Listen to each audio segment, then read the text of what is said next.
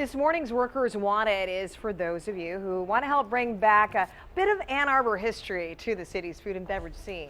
Pretzel Bell is preparing to open a new restaurant in Ann Arbor. The sports-focused restaurant and bar needs to fill 70 full and part-time positions.